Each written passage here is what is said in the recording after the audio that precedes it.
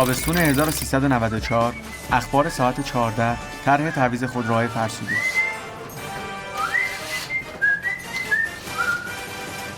و اما خبر خوش برای صاحبان خودروهای فرسوده که میخوان با شرایط ویژه صاحب خودروی جدید بشن.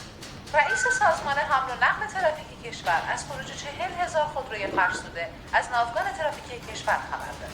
ایشان خاطر نشان کرد طبق اعلام مرکز استاندارد کشور خودروهای مدل 1364 به قبل به دلیل داشتن آلایندگی بیش از حد از رده خارج شده و پس از اجرای شدن این طرح هیچ کدام از مالکان خودروهای فرسوده حق تردد نخواهند داشت و در صورت مشاهده توقیف و به پارکینگ منتقل خواهند شد. نظر شما را به گزارشی که با آقای مهندس فائدی رئیس سازمان حمل و نقل ترافیک کشور تهیه شده جمع کنید. مردم اگر تو این طرح شرکت بکنن هم با شرایط ویژه ماشینای صفر سوار میشن، هم به کاهش آلودگی هوا کمک میکنن. مرتضی ساواج بلاغی 32 ساله و فرزند اول آقا بیژن.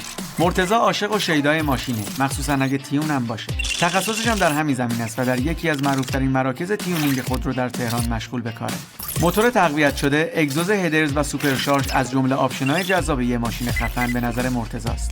خیلی ذوق داره خبری که تلویزیون پخش کرده رو به برادر کوچکترش بگه.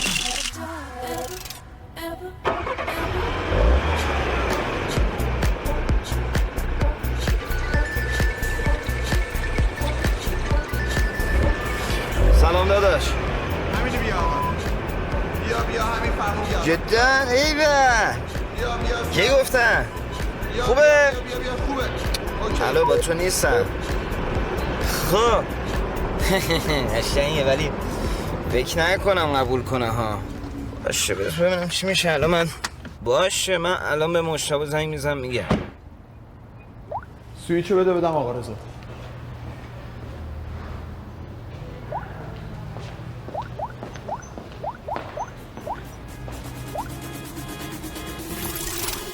مصطفی ساواج بلاغی 26 ساله و فرزند دوم آقا بیژن و 6 سال کوچکتر از مرتضی.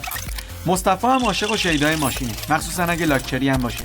چون دست فرمون خوبی داره تو یکی از نمایشگاه‌های معروف تهران وظیفه جابجایی ماشینای گرون قیمت رو داره. شیشه دودی، طراحی بدنه و بال عقب صندوق از جمله آپشن‌های جذاب یه ماشین خفن به نظر مصطفی. خیلی ذوق داره خبری رو که از مرتضی شنیده به برادر کوچکترش بگه.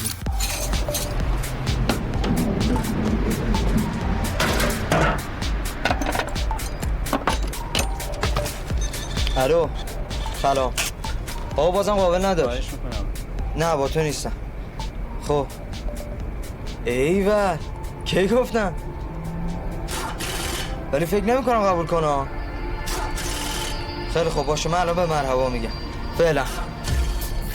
مجتبی ساواج بلاغی 20 ساله و فرزند سوم آقا بیژن و 6 سال کوچکتر از مصطفی. مجتبی هم عاشق و شیدای ماشینه، مخصوصا اگه اسپورت باشه. تخصصش هم توی بزک کردن ماشینه. رینگ اسپورت، درب خفاشی و بوق 11 از جمله آپشن‌های جذاب یه ماشین خفن به نظر مجتبی است. خیلی ذوق داره خبری که از مصطفی شنیده رو به برادر کوچکترش بگه.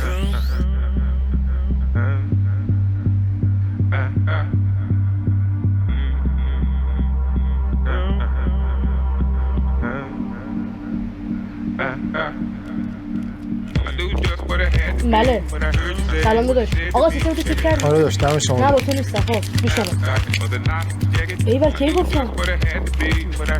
فکر نکنم قبول کنم. باشه الان مامان جون.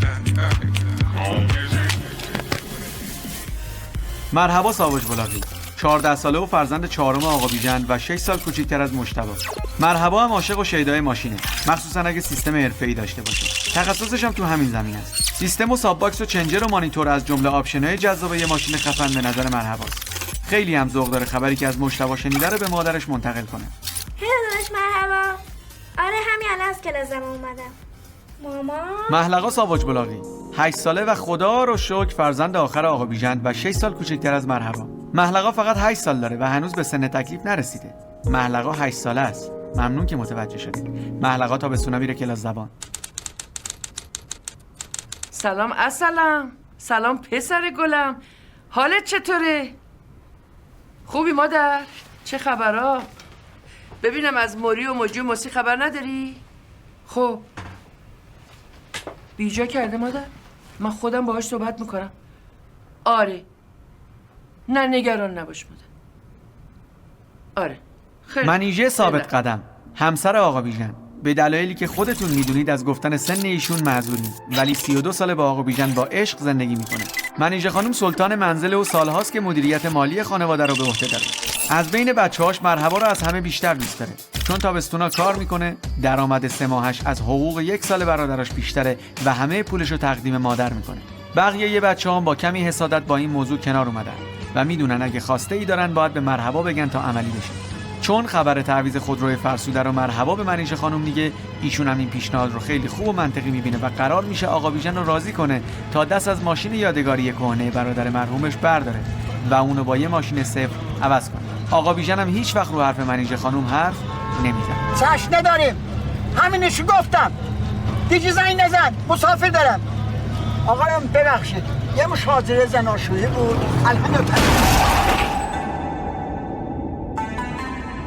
بیژن ساواج بلاغی پدر خانواده، 59 ساله و عاشق فرزند دختر. کاملا مشخص بود که چه تلاشی کردن تا بالاخره خدا بهشون دختر داد. به این پیکان تعلق خاطر داره، چون یادگار برادر خدا بیامرزشه. آقا بیژن علاقه خاصی به خاموش کردن خونه. الو، به محضی که پام برسه خونه همتون اسکات میکنم. بس سلام. پدر سوخته ها.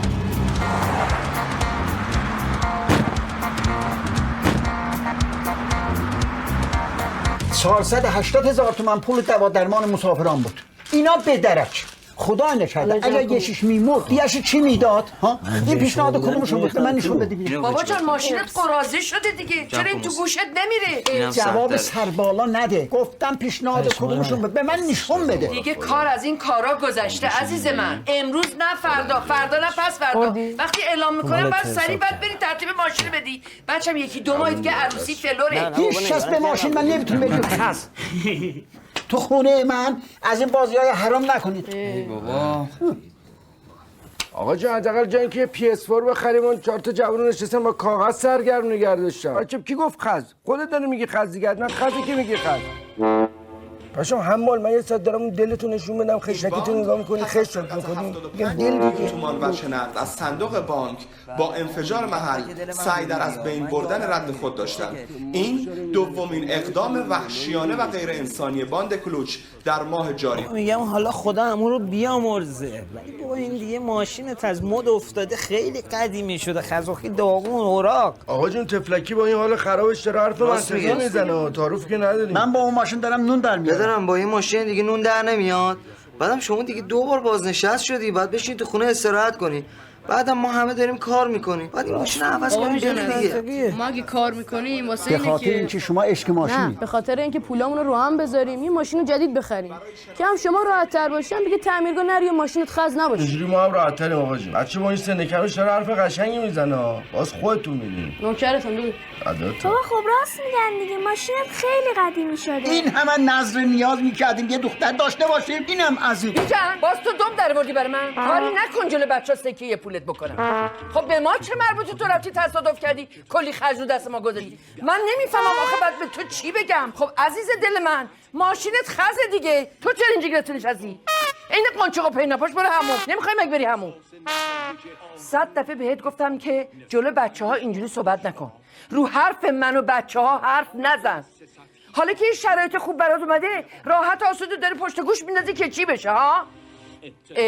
خب میرفتی یه ماشین درست حسابی تحویل میگرفتی، هم دستمزدت بالا بود، هم میتونستی بری توی یه آژانس راحت آسوده کار بکنی. دیگه بابا مامان وقتی یه چیزی میگه مامان من هیچ قسطی نمیخرم. ای بابا جون خانومه گفت شرایطش استثنائیه. کدوم خانومه؟ کی زیر پات نشسته آنترت تو که ماشین عوض کنیم؟ بابا توهمت بالاسا. خانوم کیه؟ الان شما گفتی خانومه. جون من مجری تلویزیون، رادیو، اخبار. عروسی که تو تلویزیون کار کنی ساش این خونه نیست. این از سرت آویز و گوشت کن. آقا یکی این بابا رو جمع کنه. کدوم پارک میری آقا جون؟ بابا منو باخ تلویزیون دا خبر داده پدر جون شما امروز نه، اصلا فردا هم نه، پس فردا هم نه، یه هفته 2 هفته دیگه بعد این کارو بکنید. بیگ لایف بیژن جان بیلدی؟ مگه این ماشینی که داداش خدا بیامرزت به ما یادگاری داد مگه سندش به نام من نیست؟ خب بابا مال خودمه دیگه، میخوام اصلا برم اسقاطش کنم. منتها اگه قول بدی این ماشینه رو هر چه زودتر ردش کنی بره، ماشین جدیدی که گرفتیم راحت و آسوده پا میشم میام محضر میکنمش به نام خودت. اینا الان جلوی همه بچه‌ها دارم میگم. بابا قسطیه دیگه. دخترم بابا من چجوری قسطشو بدم؟ ما هستیم دیگه آقا جون. شما قسطشو میدی؟ نه من تنها که نه، من منظورم که به هر حال من هستم، موسی، موجی، محلقا، موری، مامان، به هر حال خودت. الان 7 نفر اجازه بده 45,500 تومن به عبارتی میکنه 318,500 تومن. همین پول یارانه همونو بده قسط ماشینمون. غلط نکن، خودم واسه اونا نقشه دارم. چی فرمودی؟ نفهمیدم. چه نقشه‌ای داری؟ منیجه جان پولاش دست خودته. آب و برگ و تلفن و گاز تمام خشت سن الان داده برای همین کارا دیگه. ماشاءالله هزار ماشاءالله. این همه گوسفند اسپوردی. هر موقع قسط تقب افتادی 2 تا از این گوسفنده رو بفروش، قسمت تو بده حل. اونا واسه روز مباداست. من شما رو چجوری داماد کنم؟ خیلی خوب. حالا با 4 تا بز میخوای بچه‌ها تو داماد بکنی؟ خب بابا جان این بزا رو بردار بفروش، پولشو بده برای قسط ماشین. لااقل تا زنده هستیم لذت چه ببریم. تو عروسی فلور هم میتونیم کلی به این اون فخر بفروشیم. ما هستیم دیگه، دست سناد نمیذاریم. هممونم داریم کار میکنیم. تو ماه 1 میلیونش مامان. منم حساب گم شو عوضی پولاشو بری خود من میکشه. اون ماشین یادگار داداشمه نمیدم اصلا ببره. من فکر اونجاشم کردم. فردا شما پا میشین میرین پلیس به علاوه 10 همه کاراشو انجام از میدین. گل داده چه ماشین به نام من بکن. بگو جون محلقا. جون مرحبا محلقا. راضی شدی؟ خب من این همه تلاش میکنم به خاطر رفاه آسایش شماست. چی از این دنیا میخوام؟ علی سلام علیکم.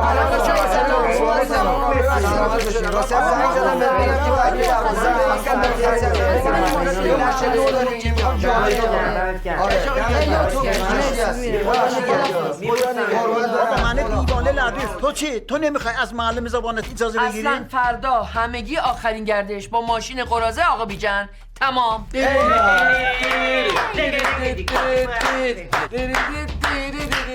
بالاخره با هر ترفندی بود آقا بیژن رو راضی کردن که ماشین رو عوض کنه.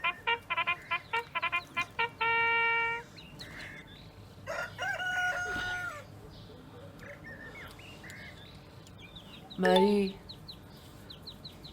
موجی موسی موری مهی بیجن پاشین بابا پاشین لنگ زور شد پاشین.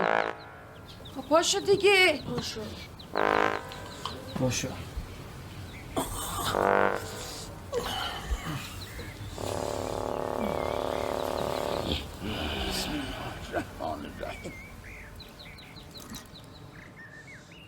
منیجه خانم بابا ساعت 6:30. عوضش 1 ساعت زودتر میریم که دیگه تو صف وای نسیم. ساعت 8:30 اونجا باز میشه. راست میگه دیگه. 3-4 ساعت. نه چی 3-4 ساعت دیگه بریم. ما باید 12 سر کار. نزنون. بابا من نزدم. تابلوی کار خودته. تابلوی کار خودته بابا. بچه‌ها بخوابین به موقع بیدار میشین. راست میگه دیگه بابا جون. سردت با کاپشن بخواه. باید برداریم اینو کلا یه سرش کنیم خاطر خاموش نکنه. انصافا خودت نصف شب پا میشی این کولر رو هی خاموش و روشن میکنی ها. تو از تو توپی حالیت نیست. ما گرممون میشیم. در صورت بکپین 9 صبح بیدار باشه ها. اوه سر کاپشنم کو.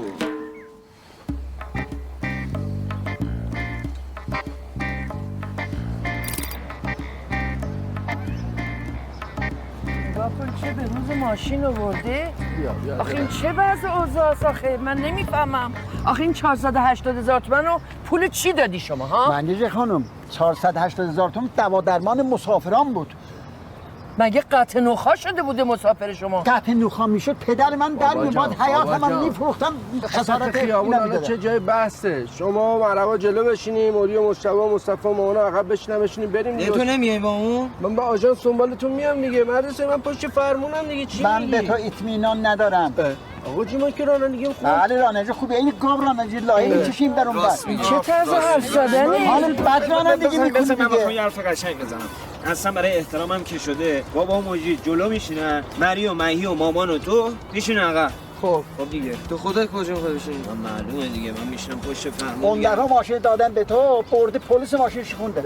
بابای من شما به من چه ربطی داره به جای گرگید پلیس برمیده کیسه فریزر گرچینم پلیس شونده. آقا اجازه بدین یه لحظه. اگر بحث احترام مامان و بابا باید بشینن جلو. بعدش هم مرتضی و مصطفی و مرحبا و محلقا هم میشینن عقب. شما که احترام حالیت میشه اولا که مگه تو گواهینامه داری تز میدی. بعدش هم مامان بابا رو بخوای جلو بشینی اون دنده رو با کجا بخوای عوض کنی؟ من رانندگیم خوبه، این سرهنگی با من لجه ردم میکنه. الان رانندگیت خوب شد؟ از 3 بکش تو 2 ببینم. این 3 خب اینم 2. دیدی کلاژ نگرفتی. آقا جون اصلا خوبه دیگه بسه مشاهده نکنید، هر کدومتون سنج خودتون رو بسینه بزنید. وایسی به نظر من ما این مدتی همه با هم سوار این ماشین نشدیم و به هر حال قاعدتا ما جسام بزرگتر شدیم، مثل قدیم نمیتونیم سواری همچین ماشینی بشیم. قربون ادب و ادبیات تو بچه برن یاد بگیرین. قربون شما برم مامان. از اونجا که خانم مقدم‌تر مامان و محلقو میشینن جلو، بحثی که نیست. داش موری و موسی و موجی میشینن عقب. بابا هم میشینه پشت فرمون، تو هم حتما می‌خوای بیا بشین رو پای من. آقا من گردن نمیگیرم ها. فکر کنم من گردن بگم این خط تو منم پام درد میکنه. نه دیگه این یه حالت. حالت دوم اینه که بابا میشینه عقب پیش شما، منم یه مدتی در کنار مادرم دارم رانندگی میکنم. خودت بیجا میکنید، در ضمن غلط هم میکنی رانندگی. چه طرز حرف زدن آخه؟ مقصر منم که نمیگم به 123 تو رو بیان کتبسته بردارم ببرن. بچه 12 ساله پشت ماشین درسته؟ تو کودک سازای بی تربیت هستی، بی ادب. منیجه نرو، منیجه نرو، منیجه نرو.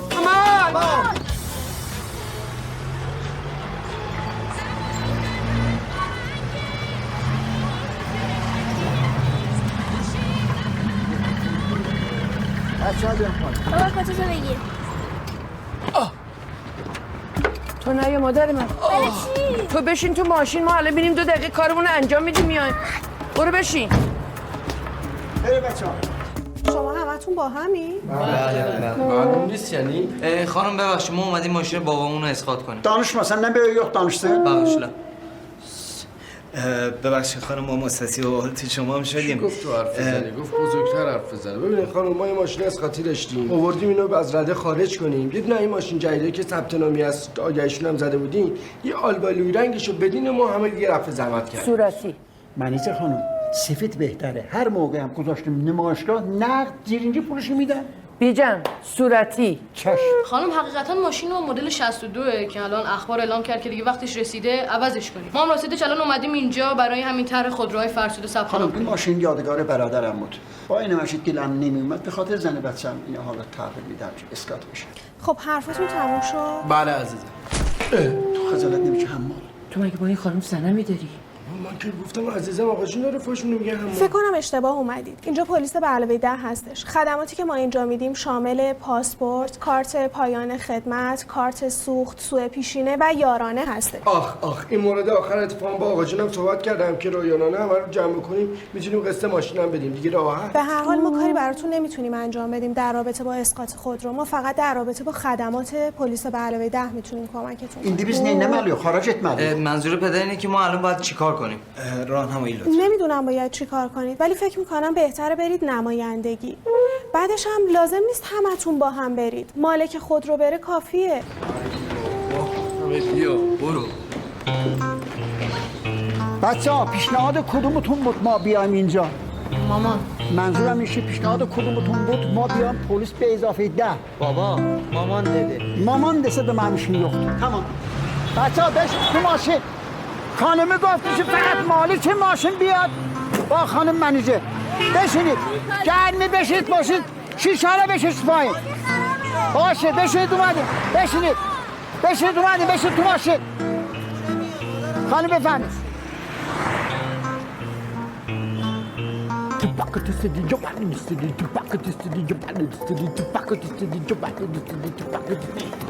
میگم خدای شکرت بالاخره تا 2 هفته دیگه ماشین صفرمون رو میدن دست. انشالله. پس بیا. سلام خوش اومدید. سلام از چه؟ بیارم خدمت. آقا جون عزیزت فقط هر چی میاری بخوریم سریع بیار که ما الان اجازه گرفتیم اینجا اخراجمون نکنن. بله. منیجه خانم بفهمید. یه پرچلو کباب برای من و دخترم. مامان چیز مامان چون اینجا فست فودیه، مرغی چیزی سفارش. خب میخوای یه دونه زرش پلو با مرغ بدی؟ مامان اصلا اینجا برنج نداره. خب مادر پس چی داره؟ پس چی باید بخوریم ما؟ یه پرس بدون برنج بدیم. خوبه؟ آقا شما یه تیکه کنتاکی واسه مادر خواهرم بیار. نه تیکه تیکش نکنه مادر، برای چی تیکه تیکش بکنه؟ شما همون 3 تیکه رو بردار بیار. یه فیله استریپ سایز پاشتی هم برای من بیار. بی ادب. آقا جون اسمشه اون استریپ اسم. اسپاک نمونه. یعنی تند، یعنی غذایی که میخورم روش فلفل بریزه. اوجوب ده آقا جون. ای بابا جون. آقا ببخشید. پیتزا مخلوط داری؟ بله. یه پرس برای من سال فصلش بیار. همون مخلوط منظورشه، یه پیتزا مخلوط. یه پیتزا مخلوط. من یه پپرونی بخورم. دست شما ناگت هم واسه من بیار. مادر جان نون خالی برای چی میخوای بخوری؟ حالا بعد چندی اومدیم بیرون یه غذای درست حسابی بخور. آقا یه دونه پیتزا لطف کنیم با یه دونه باگت اضافه. ناگت از این ستاره یاست، مرغای ستاره. یه ناگت. شما چی میل دارین؟ چیزبرگر باشه. فرانسوی باشه یا ساده؟ چیزبرگر باشه دیگه. منظورش همبرگره دیگه. یه همبرگر براش بیاری. نه مادر من چیزبرگر. آقا چیزبرگر. پسر جان اسم غذا تو سفارش بده، چیز نکن. اسم غذامه دیگه پدر من، عیوب دید. تمام. رجوع می‌کنی چیزبرگر این پنیر ماما. یه همبرگر به من بده که وسطش پنیر باشه. عزیز من تو که صبح داری پنیر میخوری دیگه، الان غذا تو بخور. پنیر رو میریزن رو گوشت همبرگر همون چیز میشه. نوشیدنی چی میل دارین؟ یه پاس دوغ بیار. 20 کیلو کباب. دوغ داریم؟ بله دوغامون قوطیه. 2 تا قوطی بیارین. بعدش هم نوشابه بیارین، رنگش هم مهم نیست. سالاد چی بیارم خدمتتون؟ بخوریم سالاد. سالاد بخوریم. چی میل داری بگید؟ فس، کلم، سزار. آقا وجدانن اگر قیمت خون بابات نیست یه بزرگشو بیار با هم بخوریم. یه دونه سالاد هم بیارین. آقا جون آشی بخیر. برای پیش غذا نون سیر میل آقا دارین؟ جون عزیزت تو چرا کلیک کردی رو میز ما؟ خود برو فکر کن ببین ما چی میخوام همونو برای بکوب کنیم دیگه. ای بابا. ماما شما گیر ندیدی ببین چی چیزی بوده نمیدونی گیر میدی. یعنی یه زنبور تو 10 دقیقه نمیتونه 3 تا گل بخوره که شما خوردید. آخه مفت زدی راست. شتک. خوبه باز ما 3 تا خریدار داشتیم تو مزایده، شما که هیچی نداشتیم. 366 میلیارد 6 اشتریا فقط علی آقا پروین شوبله سونار ناصر خودتون در آوردی. این معروف ما 1352 6 رایتون کردیم. همه ستاره ها مال شما، 2 تا ستاره مال ما. ما که رفتیم آسیا ما که رفتیم آسیا فرخواستی بری آسیا فرودگاه عوض شده نری مهرآبادا جاش فرق کرد.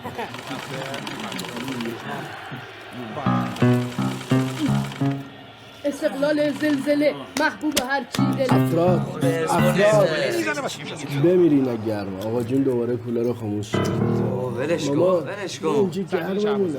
مادر لابد سردش شده. با ویلا بزن یکی دیگه یکم عقب این که بابا این بازی برگشت داره. کلت چقدر پش داره. مرتضی و مصطفی و مجتبی و مرحبا حساب میکنن که اگه ماشین صفرشون رو بفروشن و مقداری پول روش بذارن میتونن با 30 میلیون تومان پیش پرداخت و ماهیانه 1 میلیون تومان یه ماشین مدل بالا رو قسطی بردارن. با هم قرار میذارن که دنگی اقساط ماشین رو پرداخت کنن. پس مرخصی میگیرن و میرن نمایشگاه رضا لاکچری، همون جایی که مصطفی کار میکنه. این رضا لاکچریه، صاحب نمایشگاه لاکچری. رضا لاکچری نزولخور و زیراب زنه. مثل رضا لاکچری نباشی. نه نمیشه، هر جوری میکنم نمیشه. خب قربون تو برم یه جوری بکن بشه دیگه. ما که الان یه ساعت داریم با تو حرف میزنیم، داریم میگیم 4 تا جوونیم سر سفره پدر مادر بزرگ شدیم، برام نمیخوام پول شما رو بخوریم که میخوایم کار کنیم قسط بدیم. اختیار دارین، اینجا متعلق با مصطفی است، ولی با شرایط شما حساب کتابمون با هم میریزه. اینو بدید.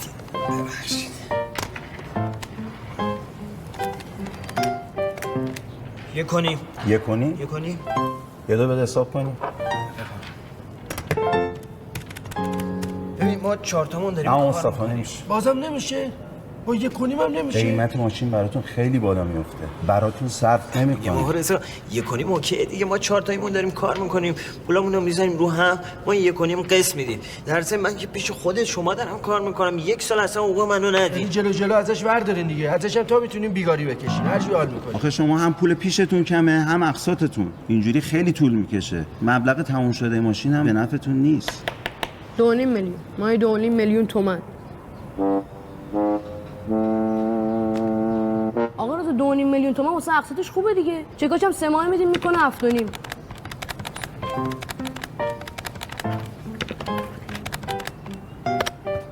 نه بازم نمیشه دیگه. چرا نشه؟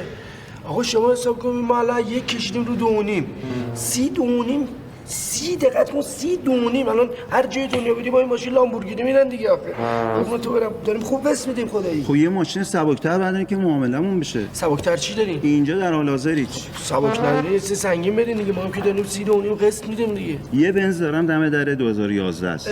میتونم با شرایطتون بخورونمش. پس اگه اجازه بدین ما فکرامونو بکنیم. الان خبر میدم بهتون. بچه این ماشین بود دم در میشه خفنه. اون الان میگه با شرایطمون میتونه بخورونه بگیریم. آقا ما فکرامونو کردیم میگیریم. مبارک.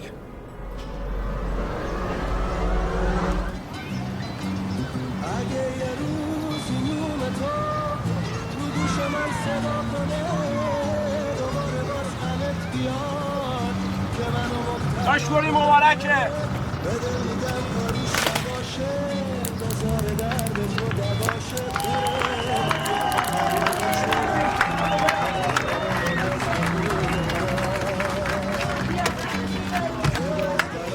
دست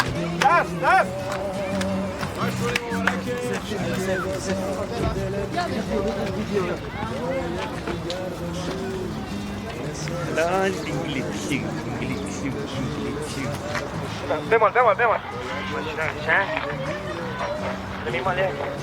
بین بمال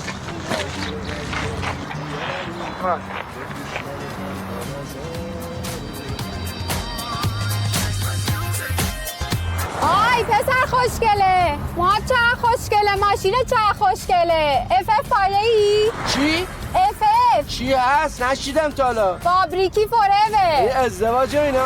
آره دیگه بابا، با اینکه موهات زشته ولی عاشق ماشینت شدم. شماره‌تو میدی یا بدم؟ اوی با تو هم میدی یا بدم؟ اسکولی پزدگی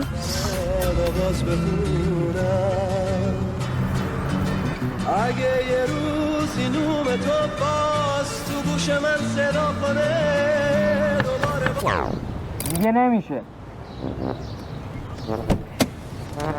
چی میگه؟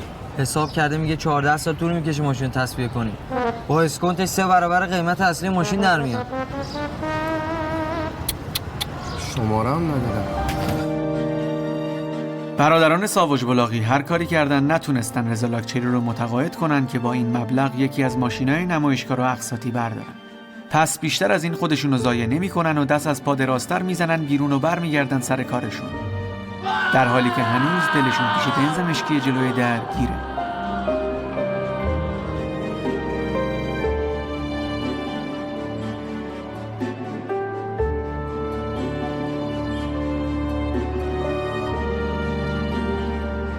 رضا لاکچری الان داخله و داره به آقا بیژن زنگ میزنه که آمار بچه‌ها رو بده. رضا لاکچری خیلی زیراب زن آدم فروشه. مثل رضا لاکچری نباشید. این فیش کدومتون بود؟ کی گفت چی بریم بنز بخره؟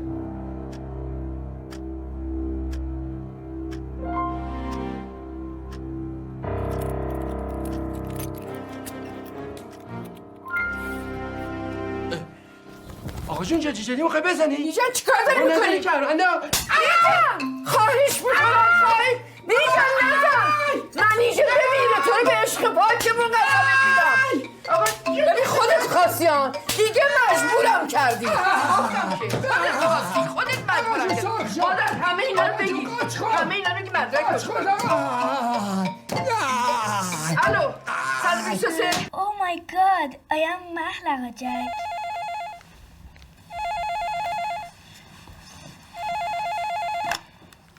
الو بله های دادی ماشین خزه چطوره؟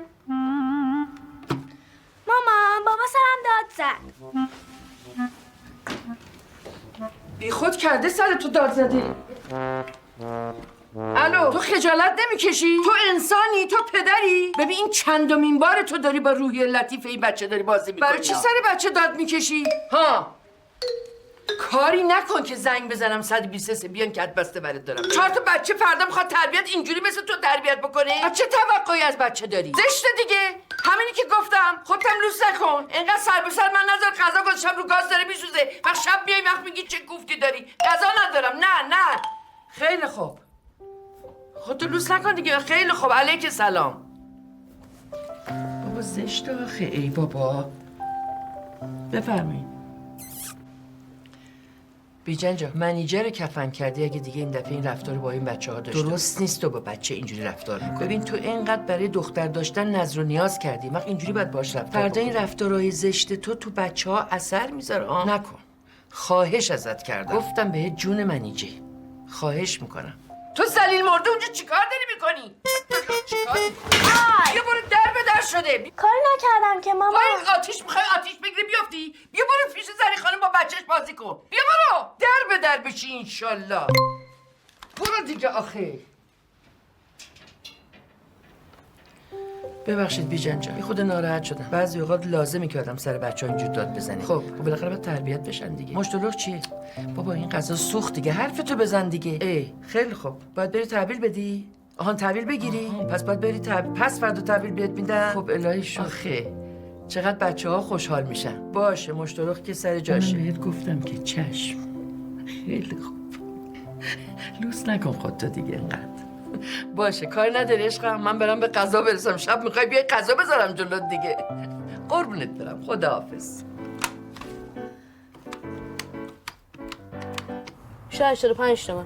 نه من با تو نیستم جون من. ایول مشتلقتم سر جاش. حتما به مصطفی و مجتبی و مرتضی بگم خوشحال میشم. جون من؟ ایول مشتلقت هم سر جاش. حتما مصطفی و مرتضی بشم خوشحال میشم. جون من؟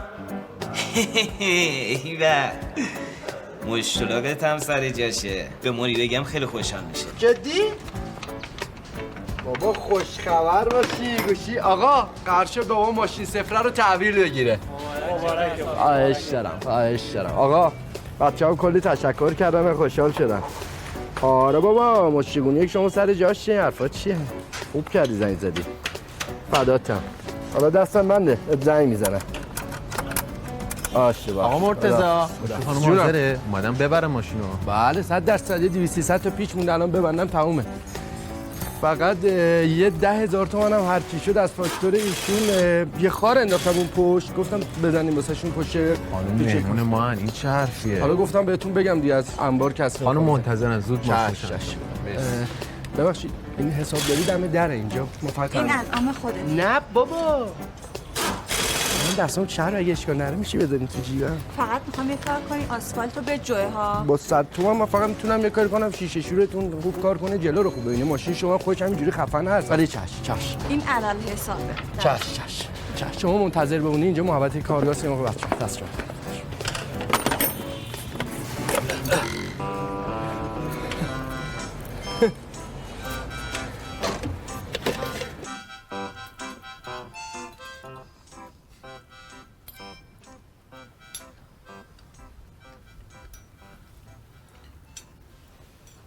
مامان یه مقدار غذا ته نگرفته؟ نه مادر جان ماهیش دودیه. ماهیشو نمیگم، ماهیشو که برنجش یه مقدار. خب برنجش هم دودیه دیگه.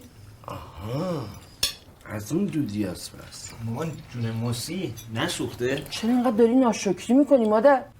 مردم همینم گیرشون نمیاد بخورن. اینقدر کفرانی نعمت نکنین. میگم مامان اصلا خودت چرا نمیخوری؟ چرا داری نون خالی میخوری؟ من برای اینکه بعد از اون محلقا می‌خواست یه چیزی بخوره منم یه 2 لقمه نون گذاشتم دهنم. مگه اشتهای من مثل شما هاست؟ والا باباتو نگاه کن چه جوری سرش انداخته پایین داره راحت غذاشو می‌خوره. بابا جرئت نداره حرف بزنه مامان.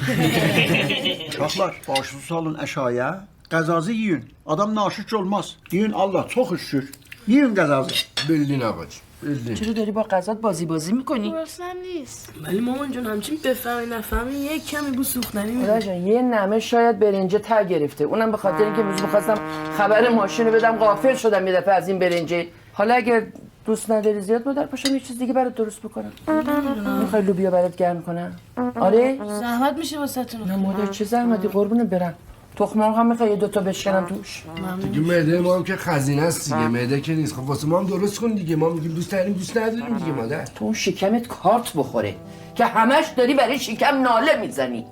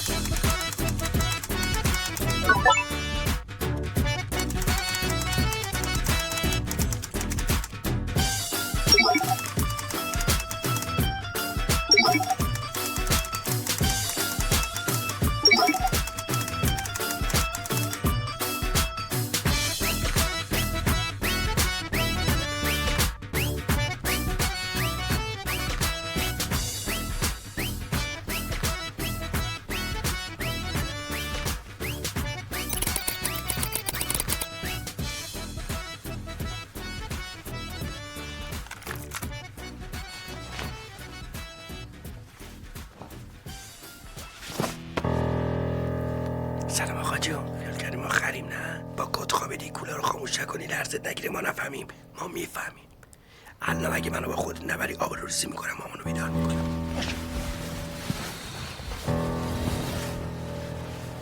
آقا جون ما لباس پوشیدیم ما رو نپیچونی. بابا من مگه کجا میخوام برم شما بیای؟ آقا الان ماما بیدار میشه تابلو باشه بریم.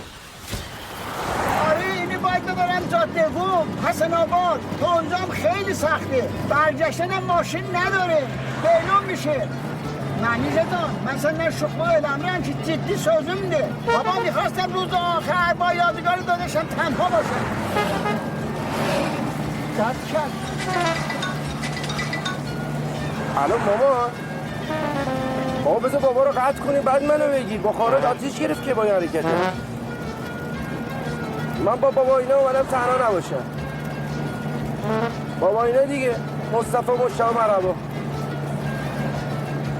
من چه مادرم از خودش سوال کن آقا مصطفی برای چی دنبال ما رو افتادی؟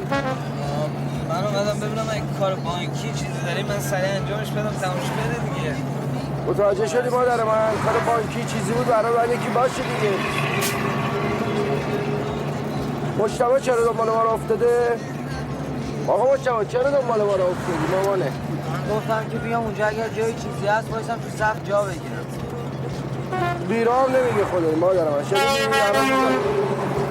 الان اونجا صفی مفیه دیگه خود چرا فوچشو به من میدی مادر من از خودش سوال کن آقا مرحبا تو برای چی دنبال پشت من افتادی؟ منم که کسی کار ندارم و یه گوشه نشستم یه وقت یه چیزی خواستی سوالی مهمی کردم شنیدی مادر من؟ بچه رو مغزشو خوردی ها داره اون گوشه بچپه بمیره ولی با ما بیاد گوشی بیا ماما الو سلام منیزه چطور عزیزم عشقمه چی کار میکنه کارا خوب پیش میری عزیزم تو کارتن این حرفاتی عزیزم تو هیچ وقت اضافه نیست منیزه جان این حرفا چی میزنه گرد شد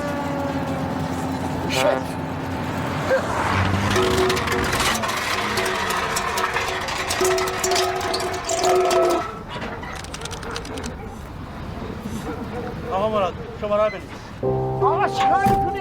خرابش نکن آقا یادگاری دادش هم بود بابا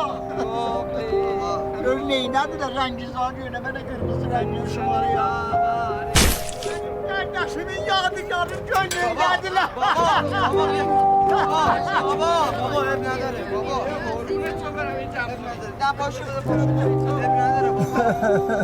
آقا لطفا ماشین رو برید بالا گواهی فوتش صادر کنید. آقای غلامی غلامی اشکال نداره بابا این ماشین خاطره داره یه دور نهایی بزنه لگن چی که خاطره داشته باشه این ماشین رو عمومه فوت کرده بابا من با این ماشین خاطره داره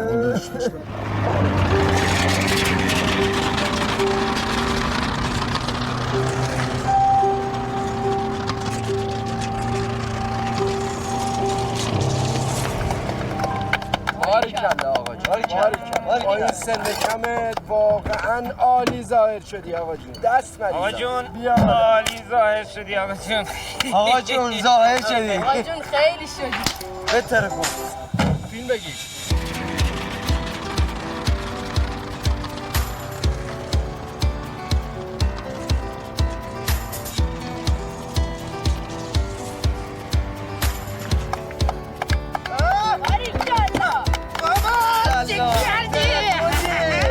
نوبه منه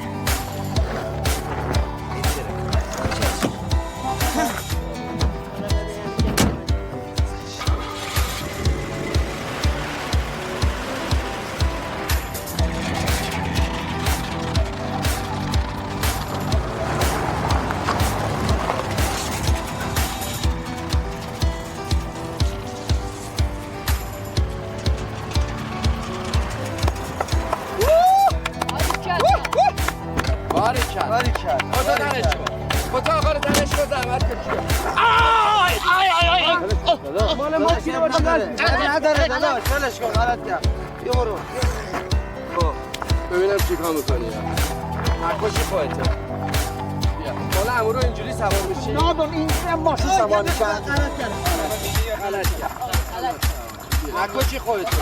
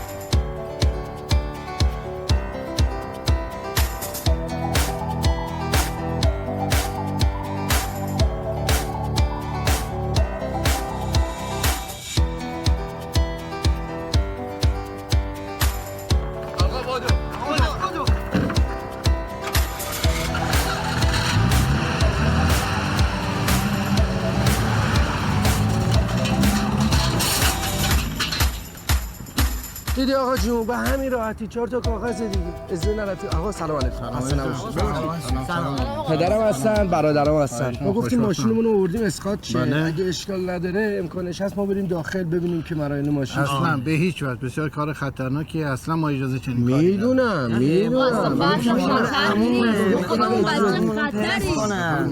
خطریم خودمون. قلبش عمل کرده. بعد با این ماشینم خاطره داره. من گفتم اگه اشکال نشه باشه ما اجازه چنین کاری نداریم. باز شما اصرار می‌فرمایید میتونید با آقای مناجاتی مدیریت هماهنگ کنید. اجازه فرمودن داریم. ببخشید مدیریتی جناب مناجاتی.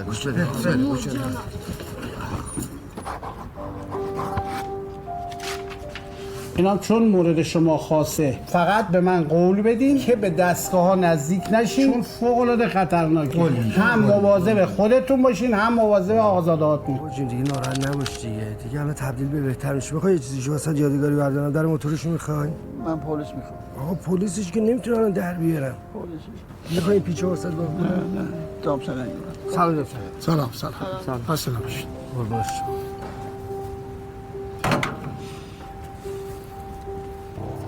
آقای ساوجلایی جانم حکم فوتش داده شد.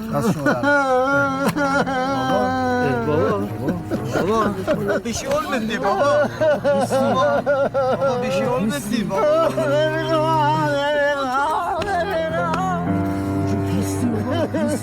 رادیوی برادرم بود من نمیخوام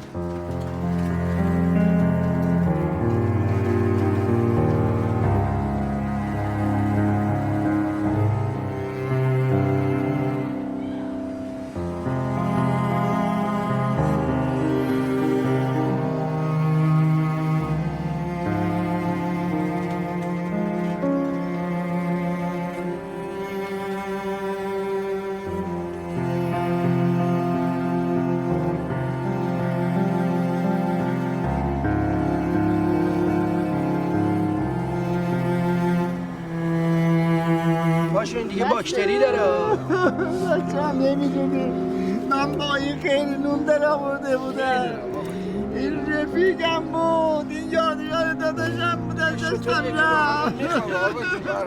اینم یک زلش بود. بابا اون باکتری داره. آقا جون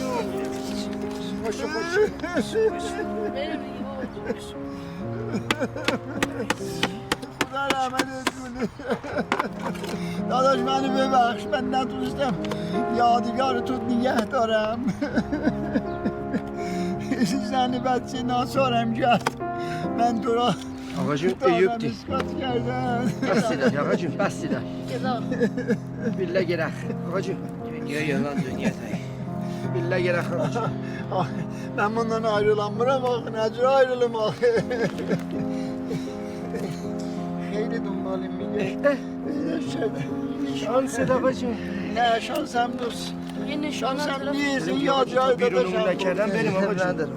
بالله گرخ. برم آقا. بالله گرخ. کی عشقاتو پاک میکنه شبا که قصه داری دست رو موهات کی میکشه وقتی منو نداری شونه یکی مرهمه حق میشه دوباره. آقا بیژن افسرده شده و بعد از دیدن اتفاقات امروز خیلی ناراحته. هنوز خداحافظی با یادگار برادرش رو هضم نکرده. به خاطر همین موضوع منیژه خانم و بچه‌های تولد سوری واسه آقا بیژن میگیرن که یکم حال و هواشو عوض کنن. چون آقا بیژن بهار به دنیا اومده و الان تابستون. جمع میکنه برگای زرد و خسته دسته بالا بیاره کرد آقا بیژن.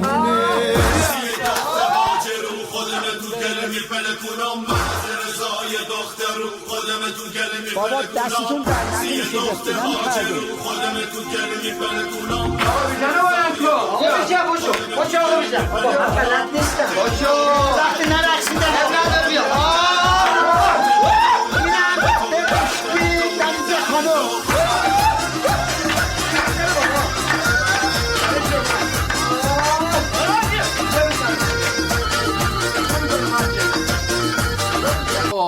حالا دیگه همه ساکت میریم سراغ کادو. اولم کادوی خودم. دست زحمت کشیدین شلوارک خیلی یقه هفت واسه آقا جونم مبارکه. حالا سر کادوی بعدی یه جورابه. چرا زحمت کشیدی؟ چرا ویرا ندادی؟ کنار دریا ندادی؟ حالا کادوی بعدی اینه کی آورده؟ اینو من آوردم. آقا موسی تیشرت پیکان اومده.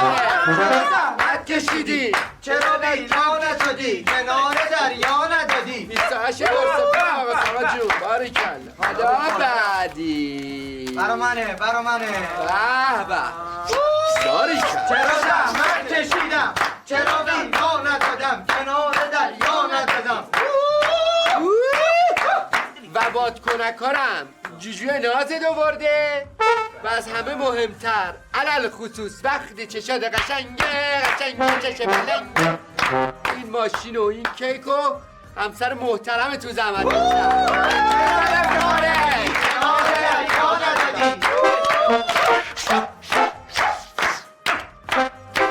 خب بچه تو بیان چون حالا این عکس رو برای چی داری میگیری؟ عکس خانوادگیه ور نداری بذاری تو تلگرام. جون یادگاریه بابا تیپامونم که درست نیست. بیاین تو 3 2 1 بخمو. خیلی قشنگ شده.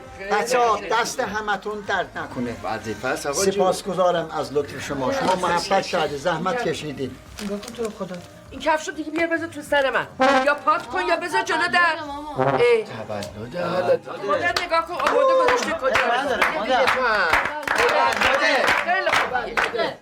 پاشو اینا جمع کن و بذار تو آشپزخونه. بچه‌ها دست همتون درد نکنه. منیژه خانم واقعا دست همتون درد نکنه، شما هم درد نکنه. پسر جان عمر انسان عین باد میگذرد.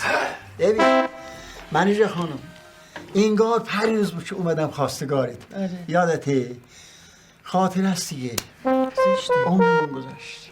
جلو مرتضی نه جلفاسی حساب. بابا چیزی نگفتم، خاطره رو گفتم دیگه. میخواستم این گذر عمر رو برای بچه‌ها تعریف کنم. اینگار 3-4 ماه پیش بود که برای من تولد گرفته بودیم. این بهار هیچ موقع فراموش نمی‌کنم. تابستونیم بابا. چیه تابستونیم دیگه؟ من تابستونا میرم سر کار. زر نزن. چیزه بابا جان، ببین راستیت چون تولد سال بعد شما توی مناسبت ما گفتیم الان بگیریم یه ذره بزنیم برقصیم حال کنیم، میدونی؟ نه منظورش اینه که ما تولد شما رو یه ماه قمریش گرفتیم. هر سال 10 روز کم میشه دیگه، اگه حساب کنین میشه امروز. آره دیگه تولد آقا جون بیا. آره مرحبا. تولدت مبارک. یه لحظه من نفهمیدم. من فهمیدم، اون بعد توضیح داد. ببین آقا جون دیدی ما رمضون بعضی موقع تو زمستون میفته، بعضی موقع تو تابستون، بعضی موقع تو بهار. خب الان همونطوری شده دیگه. آخه تولد من چه ربطی به ماه رمضان داره؟ بابا جون گردشی دیگه، الان ماه قمری تولدت یه بار میفته زمستون، یه بار میفته پاییز، یه بار میفته بهار، یه بارم مثلا الان میفته تابستون. یعنی شما میفهمید سال 4 برای من تولد میگیرید؟ آجون فلکت که نمی‌کنیم تولد واسط گرفتیم دیگه. چرا گیر میدی بابا؟ تولدته. چرا شک داری اینا؟ ببین تاریخو ببین. به تاریخ قمری 29 نوامبر الان تولد شماست. یاد راحت. بابا من باخ بیزیست روخ دور هم ریخته شادولاخ. پس آقا جون بیلدین؟ بیلدیم. گوله. ممنونم. پس واسه اینام فردا منم باید میام. خوبه بیا. آره منم که مرخصی هم فردا باهاتون میام. کجا خودتو خودش میکنی؟ داشمانی خطریه میدونی، بعد مصیر راست میگه، بعد فردا اگه یکی بیاد یه خطی بکشه رو ماشین کی میخواد جواب بده ها؟ حالا انگار میخوایم بریم استون مارتین ترخیص بکنیم. بابا یه پراید دیگه، این همه قشون کشی نداره که. استون مارتین؟ من که نمایشگاهیم یه بار عکسشو دیدم، هنوز اسمشو بلد نیستم بگم. استون مارتین چیه؟ اسم ماشینه؟ پس اسم چیه؟ همین دیروز اخبار داشت اعلام میکرد که یارو اومده یه دونه ماشین ترخیص کرده 8 میلیارد. فهمیدی 8 میلیارد تومان شوخی نیست ها. رفته پلاک کرد. ببین چقدر پشت یارو گرم بوده که تونسته اینو ترخیص بکنه. من فکر کنم یارو خودش دیگه گرم بوده. دیگه اونشو من نمیدونم. تو فکر کن وقتی یه همچین ماشینی میخواد بگیره خونش اون وقت چیه؟ نه فکرشو بکن فقط. مامان جون من که به هر حال فردا پیشت هستم. کاری بود به خودم. اینا که اصلا انگار نه انگار که مادر دارم. تو فردا پیش خودم بمون، کلی کار داریم مادر. چاتا. بسا دستون در نکنه. لازم نیست فردا شما بیایید. من خودم میرم ماشین تعلیم میگم میام. مامان شب بخیر. جزاز خیر. رفتی بخوابی؟ آره دیگه.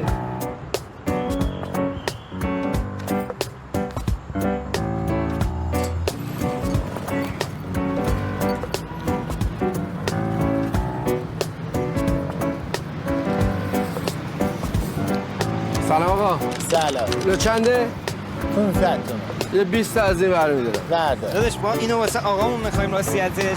یه ماشین خریده 990. خب بعد اصلا ببین یه کاری بکن. بیا. یه 20 بگی. یه بوسم بده برو دیگه. بده به من بره. مبارکت باشه. اسمن دیگه این حرفا رو نره. 20 دیگه 20 ببخشید. الو.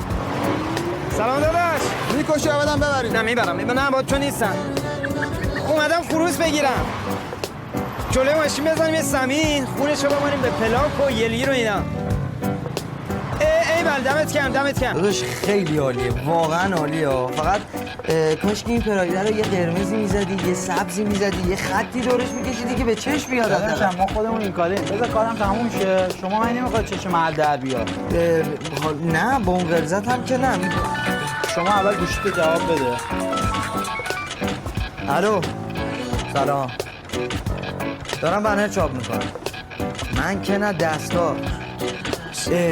جان من دمش گرم.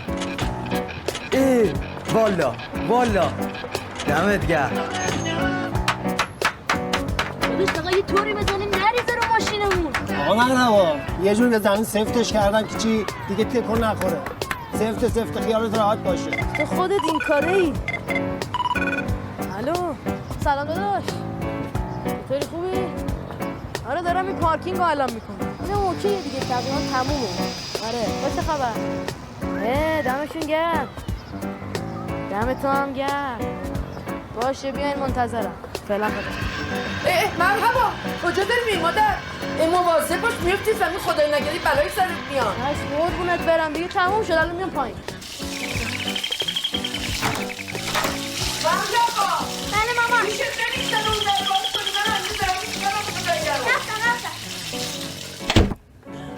بفهمید مبارکتون باشه. چیزی دیگه لازم ندارید بدم نه دیگه مدارک خانم بی زحمت همین نقره رو بدید ببرم. نمیشه که اینا برای نمایشه. ببین آقا این الان نقرابیه، شما از اون مدل سفارش دارید. بس اونو بدید ببرم. اول بریم مدیریت امضا بگیریم که بین خودتون. خیلی ممنون خیلی ممنون. به سلامت. آقا داوود جاش خوبه؟ عالی خوب.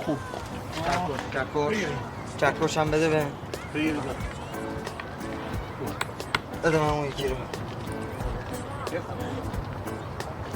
اینم یه فیلم جدید و سورپرایز برای بچه‌های گپ خودمون. اینم محلمون، اینم خوروس آقا، قربونی ماشین جدید و نومون. برای خودم سرشو ببرم. در ضمن دوستون دارم میدونین که این مامان گلم عاشقتم. مامان جون بگو برام. مامان گلم. عکس مامان تو خروسو میخوای برداری بذاری تو گروه مردم ببینن؟ همین یه کارم مونده. مردوشو ریخت خود تو با این خروس تو با این گوشی تو ببری. کثافت. روزنامه چند رسید؟ صفحه 14 زبون تبریک گفتن. دورش خط بکشید. دورش زدن خط بکشید. ماشاءالله. صفحه 14 اشتباه. ببخشید یه لحظه ببخشید. میگم این بابای درموندت کجا مونده آخه؟ کجا؟ بابا چرا گرز بخورد من ماشین نوع رفتی یه دور بزنی؟ خب بابا یک کلمه من میگم من 2 ساعت دیگه میام 3 ساعت دیگه میام. یه معلوم میاد ولی تو جیبت. چی تو جیبمه؟ میگم ردیفش میکنم. آقا صفحه 14. ببخشید. خواهش من نرسید ماشین میادش مادر جان از من چرا میگیری؟ از زری خانم بگی قربونت برم. بود قشنگه قربونت برم. من که هم پیش نایه جون میرم عزیزم. آخه نایه جون من خیلی ازتون واقعا ممنونم و برای این کار قشنگی که کردین نمیدونم با چه زبونی بعد ازتون تشکر کنم. ای بابا بلم کنین تو رو خدا. شوخی بذارین کنار. این تابلو رو بچه اینا نزده بودن. نه بابا اینا رو خودمون زدیم. گفتم صداشو در نیارن کی پاز بده انگار واسه اونا زده. پس تو در به در شده چرا با هم هماهنگ نمی‌کنی؟ من فکر کردم میدونی آخه کی میگه مارتا؟ چی رو میدونم؟ یه زنگ بزن ببین بابای درموندت کجا مونده. بابا اصلا گوشیم زیر شارژه. زنگ بزن ببین بابات کجا مونده. بابا این که دستم خروسیه که نمیشه. بابا شما بابا زنگ بزن به بابا ببین کجا. زود باش بابا جان. من دستم زخمه. مرسی. زود باشه زنگ بزن ببین. از بودو سری زنگ بزن به بابا. بودو بابا رو بگیر. خاک بر سر هر ستاتون بکنن که اینقدر بی قید و بی لایقی. خب من دارم میگم گوشیم. درد این بچه تو سرتون بخوره. نگاه کن. مادر قربونت برم تو نمیخواد بزن. شارژ پولیت تموم شه مادر. من خودم الان میزنم. تو نمیخواد زحمت بکشی. الو منیش؟ آره داره تمام میشه آخراشه. آره مبارکتون باشه ان به سلامتی. اگه سفر زیارتی هم تشریف بردیم ما رو دعا کنیم. شنیدی منیشه؟ ها آره داره تمام میشه من دارم میام. خب از همسایگان محترم از این دسته عزیزانی که صدای من الان میشنون و اینجا حضور ندارن برای آخرین بار میگم که ما تا 45 دقیقه دیگه بیشتر نیستیم. بعدا نیاین بگین شیرینیش کو شربتش کوها. یا سورپرایز ما رو نبینین کپ بکنین ها. تازه رو خواهیم روش لوازم هم ببندین. تأکید میکنم ما تا 45 دقیقه دیگه بیشتر نیستیم.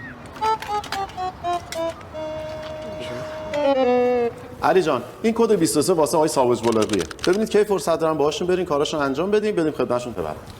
من الان وقت دارم بریم. الان که نمیشه جان ساوج بلاغی.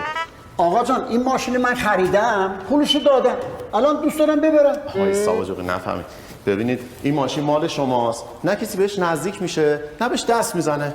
منتها بعد به همراه نماینده ما تشریف برین شماره گذاری با پلاک بیان ما بدیم خدمتتون تشریف ببرین. خب نماینده‌تون چیه من با اون برم؟ علی آقا نماینده ما هستن. علی بریم. آقا الان وقت نمیشه مشتری دارم. بیا بابا بریم. بیا بریم. حاج آقا siz که bizim hemşehrisiz. Siz باید biləsiz da. بابا من تمام همسایه‌lerim خانواده‌م منتظر من ماشین آپارم. İndi qapıya başlıqdı. Gecədək. Olmaz Hacı ağa, olmaz. Aslan yeri yoxdur. Yeri yoxdur. Aslan yoxdur. Yoxdur. Shit.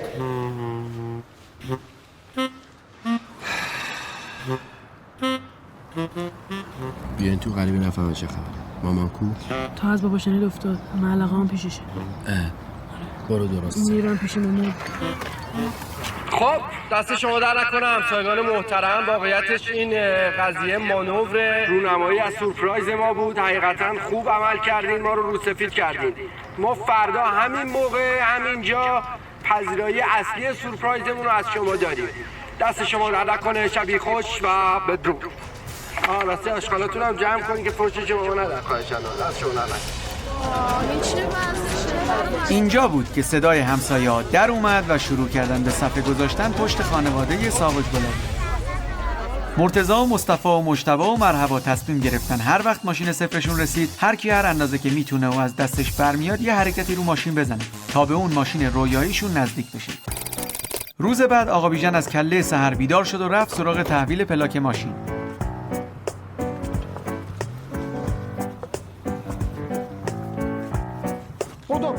خدا دیر شد. بچه‌ها منتظر من هستن. منم به نوبه خودم از همه شما عزیزان تشکر میکنم و امروز میخوام با همین قیچی پارکینگ اینجا رو افتتاح کنم. تشکر میکنم از زری جون، صفورا خانوم و فتان خانوم که به این مجلس محقرانه ما قدم رنجه کردن. اگر میبینیم که آقا بیژن یه مقدار دیر رسیدن به دلیلی که خب ماشین صفره باید آببندی بشه، یه مقدار تأخیرشون به خاطر این مسئله بوده. تا شما از خودتون پذیرایی بکنین ایشون هم اومدن. عباس آقا خانوم چرا نیومدن؟ حاج خانم منزلن، در حال پخت و پزن. احمد آقا رو که دارم میبینم خوشحالم، خیلی خیلی خوش اومدین. از همتون واقعا ممنون، متشکرم، خیلی لطف کردین. اینم از خلوت برادرانه آقا بیژن و حرکتی که به یاد برادر خدا بیامرزش میزنه. آقا بیژن با معرفته، مثل آقا بیژن باشید.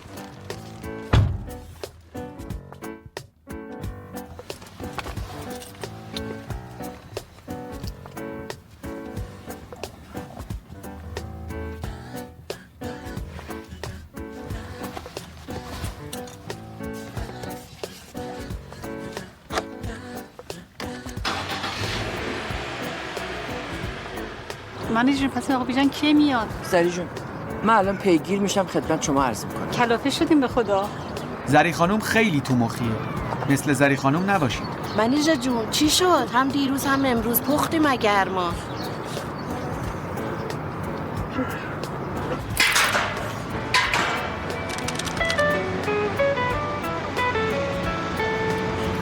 دارم میان پسرم، دارم میان. ای وای دادم یانده. عقبت؟ جلو؟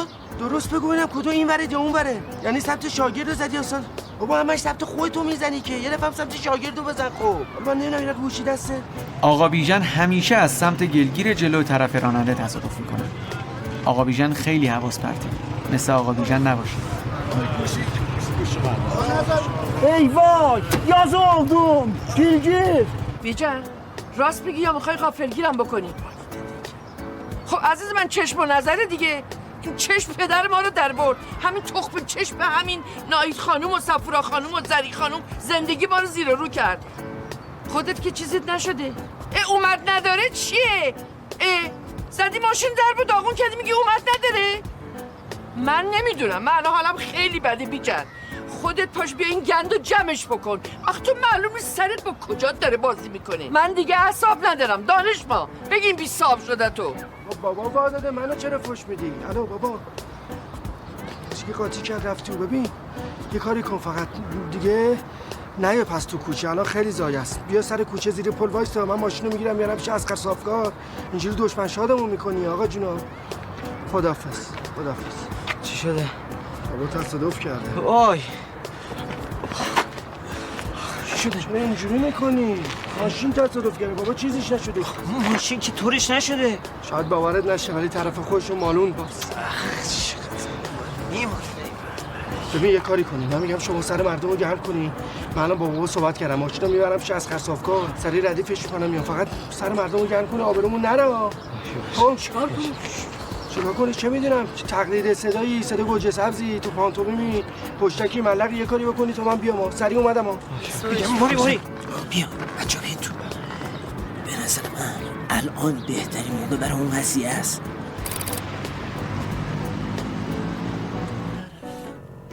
دیدی زامسا بچش عقب یکم بشه.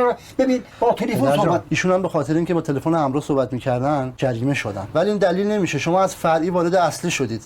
پس شما مقصرید.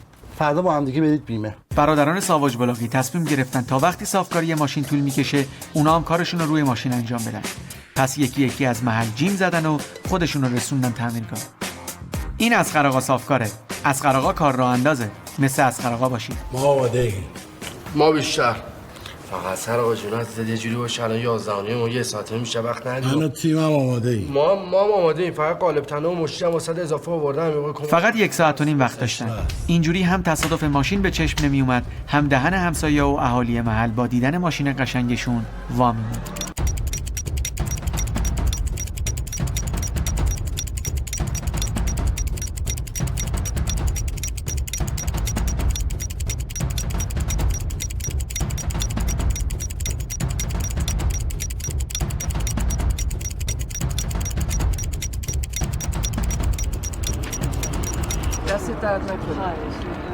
زری خانم هیچ وقت از حریم خصوصی چیزی نفهمید. زری خانم با نوامیس محل عکس سلفی داره. زری خانم نمیدونه که نباید عکس ناموس مردم رو تو گوشیش نگه داره. مثل زری خانم نباشید. راستی آقا بیژن پس چی شد این ماشین؟ دلم قند شد به خدا. بچه‌ها دارن میان. ماشین نوعه آروم میاد. استاپ. آقا ما تموم شدیم. نصب فلاپ عقب، فلاپ جلو، تنظیم موتور، تیونینگ، نصب سوپرچارج، اگزوز هدرز، کلا 1 ساعت و 45 دقیقه. کارم هم تمومه. صافکاری بیرنگ با گریز 43 دقیقه. جون داش اگه 47 دقیقه وقت داده بودی عین کارخونه وسط درش آورده بودم. بابا خیلی نری. حینیم دیگه. طراحی بدنه بالا عقب شیشه دودی و نصب بوگیر جمعاً 1 ساعت و 10 دقیقه.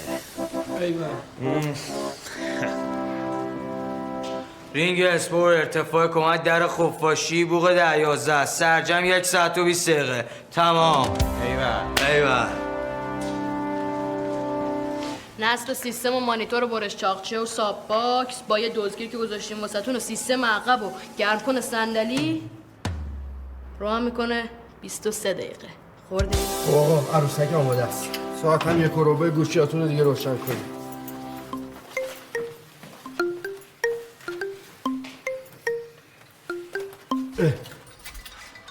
همین روشن کردم مامان پشت خط بود. مامانه بابا اینم محلقاست. خانومم جونم عشقم دارم میام تازه کارم کنم.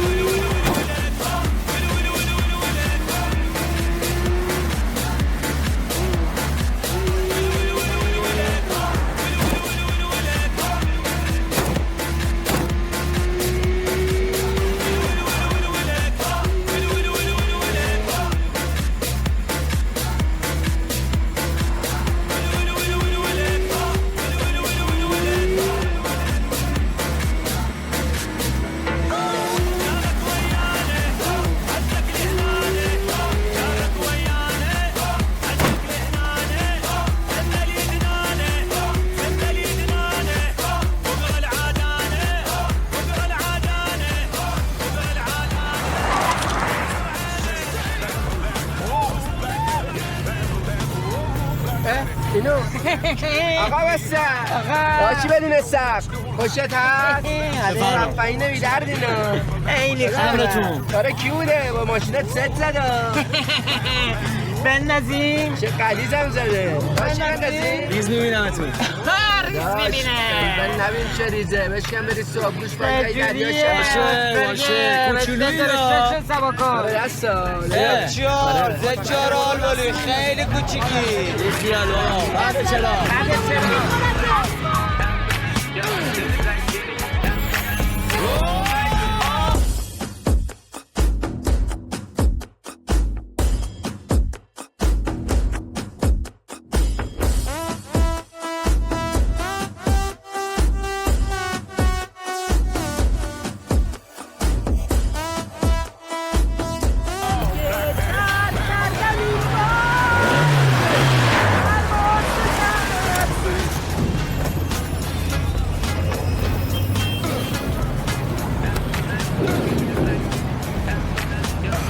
داشی گلنبا فقط داشت کوچیکمو میذارم پشت فرمون که پس سر حرفی حدیثی چیزی فقط دستمالو انداختم کل اتوبان رو گازکش میریم ها شره شار ببینم چیکار میکنی ها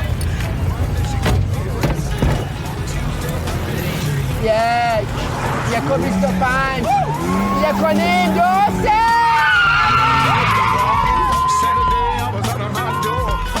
Sunday we was talking Back on Monday, she pawned all my clothes. Oh, Black Betty, Bam-a-lam, whoa, Black Betty, Bam-a-lam, she from Birmingham. Bam-a-lam, way down in Alabama. Bam-a-lam, the way she shake that thing. Bam-a-lam, boy, she make me sing. Bam-a-lam, whoa, Black Betty, Bam-a-lam, whoa, Black Betty, Bam-a-lam, she really getting me high. Bam-a-lam, you know that's no lie. Bam-a-lam, she's so rock steady. Bam-a-lam, she's always ready. Bam-a-lam, whoa, Black Betty, Bam-a-lam, whoa, Black Betty, Bam-a-lam, whoa, Black Betty, Bam-a-lam, whoa, Black Betty, Bam-a-lam.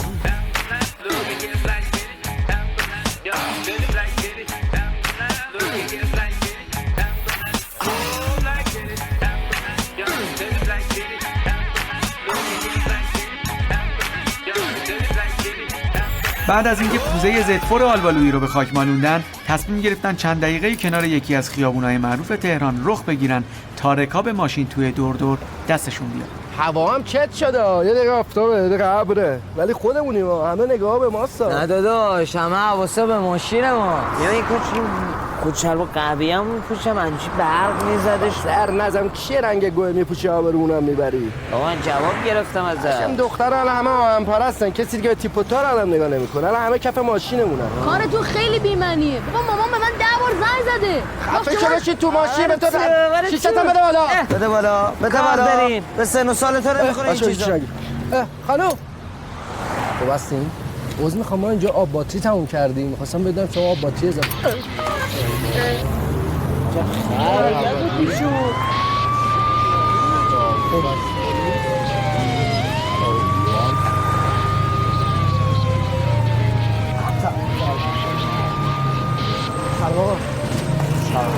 ما آدرس پرسیدیم ازش. کجایی؟ کجا؟ کاری نکردیم آقا. نمیدونم.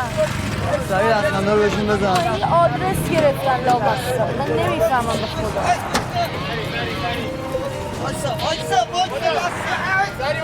آقا واستا آقا دارم صحبت میکنم. آقا یه دقیقه واسه داریم حرف بزنیم به والله.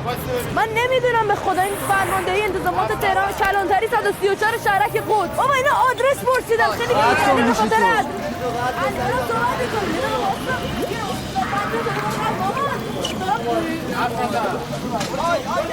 یه جوری ما رو اصلا انگار قاتل گرفتن. از چپ براز که جدی دست نمیشه. آره صورت دیگه نه رو بالا فاضل ایش کلانتری میگه. یه چپ قیمتی اشکر بوده بشی احمد برم سیکلی یا دکترا؟ بشی من نه یقلبی واسه بگیمش وقتی رفتی بازداشتگاه مهم کنم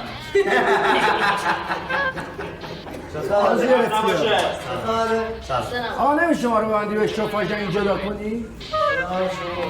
آقا کمکی که او زدن. آقا چی کار کنم؟ جناب سروان بدبخت شدم، مدارک پدر. بفهم بشینید کارتون انجام بدم. آقا تو رو خدا کمکم کنید، همه لطف زندگی کنید مشخصاتتون بنویسید، کارتون انجام بدم. کجا سرقت اتفاق افتاده؟ همین دو تا کوچه پایین‌تر بود. اون هم شماره دادم هم مطلق گفتم، من اینجا نگه دارم. یکی بابا هیچی گردن نمیگیری. دو تا کوچه پایین‌تر بود. تو هم ننویسی فایده نداره.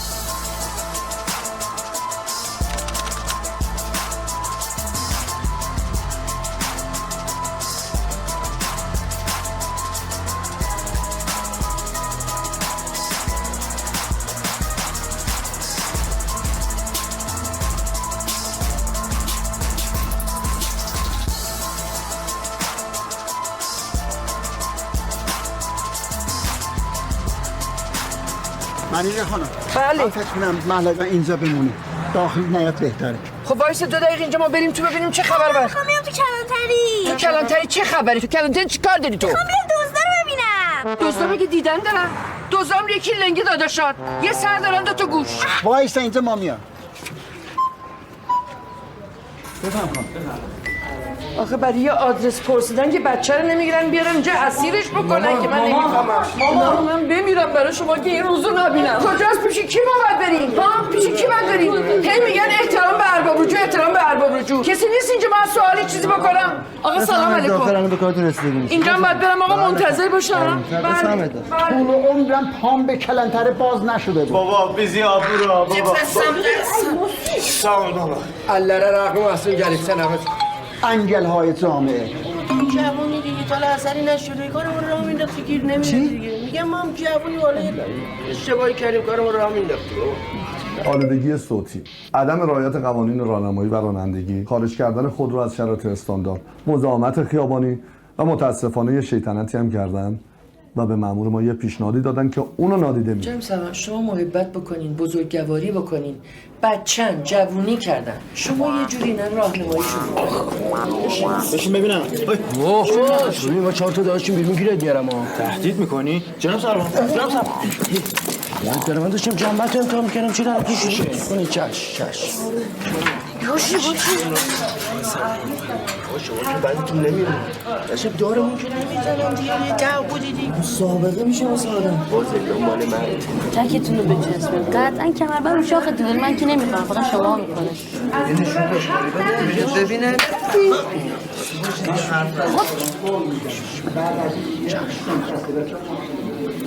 دست شما درد نکنه.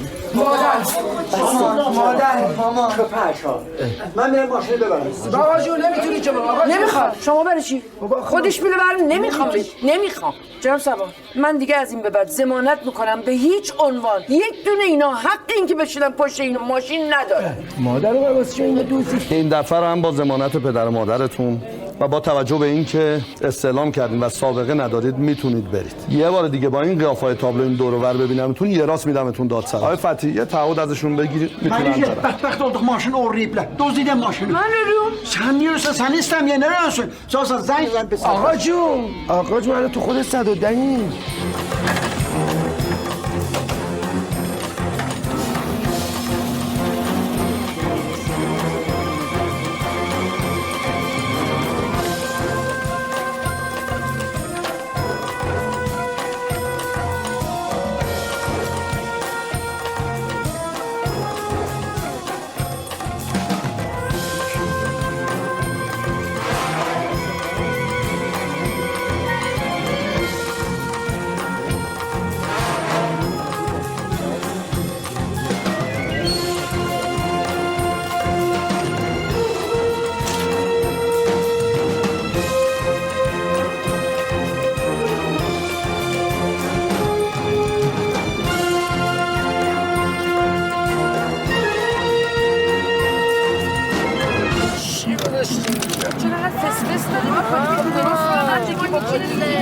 من نمیفهمم چه بلای سر این ماشین آورده. من رفتم تو کلندر ماشین نشناختم.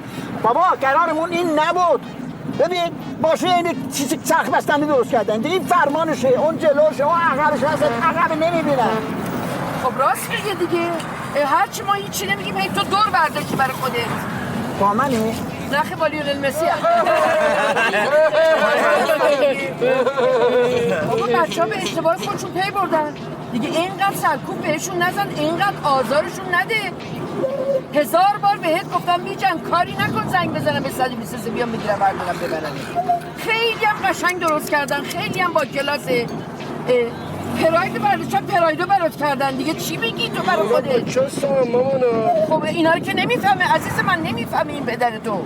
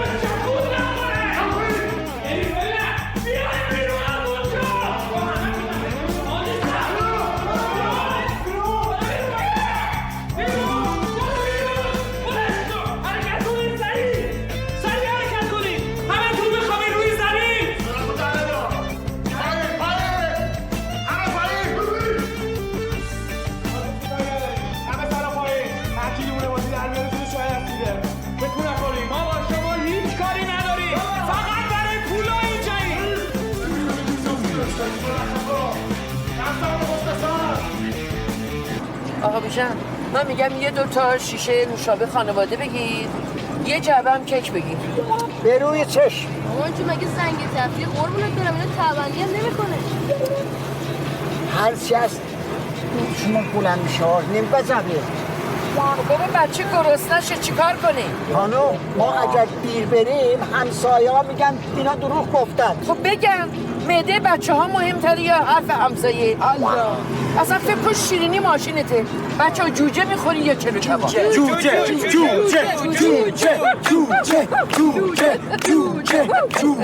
رئیس صندوق کیه؟ سرپایین با زبون عجیب غریبی حرف میزنم. رئیس صندوق کیه؟ پیداش همینه اینه بلند شو برو ببینم حرکت کن بازش کن زود باش کلوچ مایه ها رو اشانتیونه بده من کلیدو حرکت کن یه بارا دستی چون نخوره اطباق شدیم من گاف صندوق خالی میکنم. نه ماجی رو زدم اینا ما رو میزنن باشون همکاری کنیم. یک کم فقط وقت رو تلف کنیم به کسی آسیب نرسه. الان پلیس میرسن. چه میگی شما دوتا؟ چه میگی؟ تا چه میگی؟ حرف نباشه. بازش کن بهت میگم بیجون برو کنار بشین اینجا بشین پولا رو بده این کلوچ پولا رو بده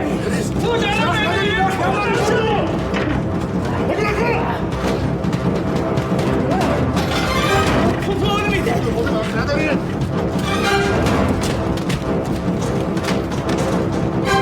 پولدار شدیم میفهمید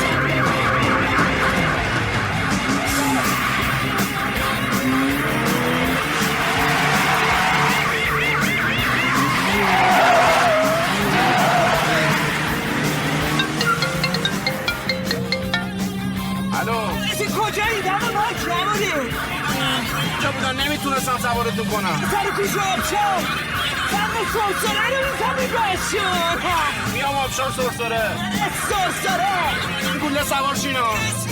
آقا گوشترقاش هنو بله عداش سایت رو ببر گفتم باده 27 من 17 به تقریب خود ادامه بدید. آقا شینا خواهم جمع کنم الان میذارم به تو تیزا داشتی علی موتور علی بدهی نخنده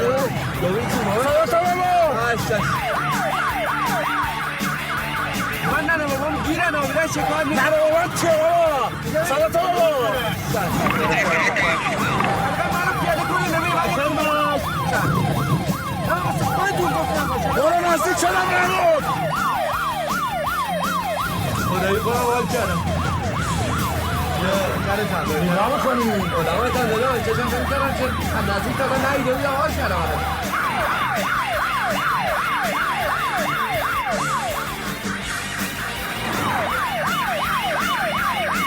برم میرسم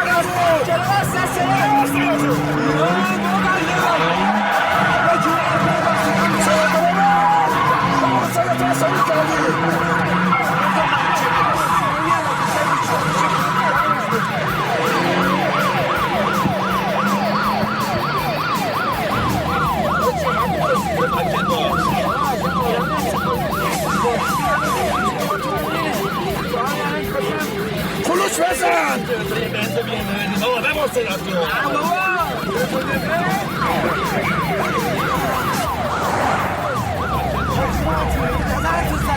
برو راست خلوص برو بینو بزنشون نزدیک شدن کلوچ شمالی آمد مستطایه بکششون کلوچ بکششون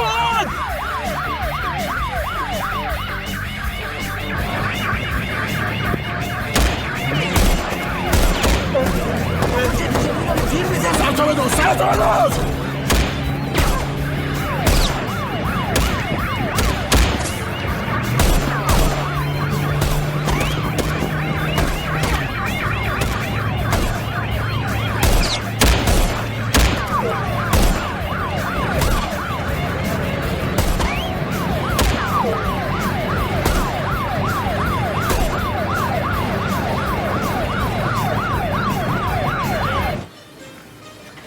از اونم اومد ببین من میگم یه سلفی بگیر فیلم بگیرم باش بیا اینو بزن از بیا جلو سفره بیار اینم شیرینی ماشین نومون بفرم دست شما دارم دوستون دارم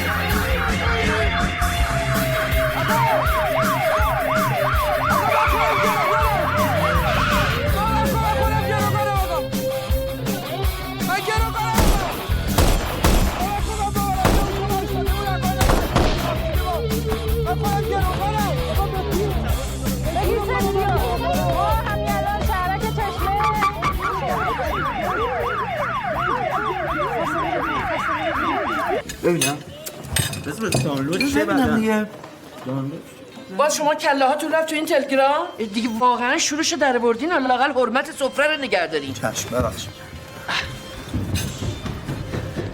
مامان بابا این بانکی روبرو رو زدن بعد میگه مثل که با یه پراید فرار چه موریه هرچی هم دنبال مرتضی داشتم پیداش نکردم بابا که مرتضی رو گروگان گرفتم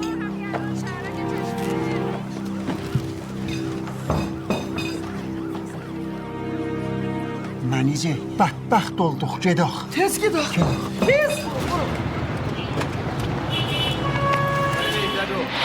قربان ما در موقعیت هستیم. با اطلاعاتی که ما به دست آوردیم سارقین مسلح هستن و با خودرو عبوری پراد متواری شدن که متاسفانه راننده پراد هم با خودشون به گروگان بردن. در حال حاضر دو تا از واحدهای گشتی ما در تعقیبشون هستن. با گزارش‌های کم کنم به ما دادن احتمالاً هم باند کلوچ بودن چون سرقتشون همراه با انفجار بوده و 4 نفرم بودن.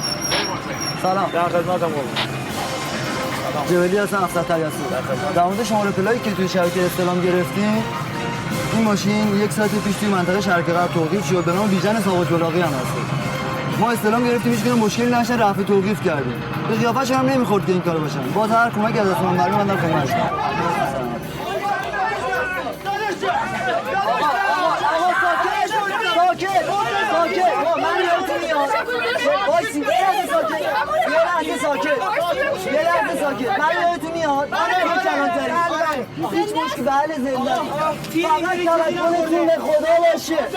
میخوام نبینی خوب ازت شانس آوردید میتونست اتفاق بدتری براتون بیفته. البته امروز اگه آقا پسرا رو فرستاده بودین دادسرا شاید مسیرتون عوض میشد. اینم یه حکمتی توش. حالا ما رو میفرستادین دیگه ما که گردن گرفتیم الان میرفتیم اون تو رو میدیدیم بعد دیگه ماشینمون هم زیر پامون بود دیگه الان آواره نمیشد. میفرستادم دادسرا اذیت میشد. جدی خب پس از شما در نکن. پس دیگه نمک نریز.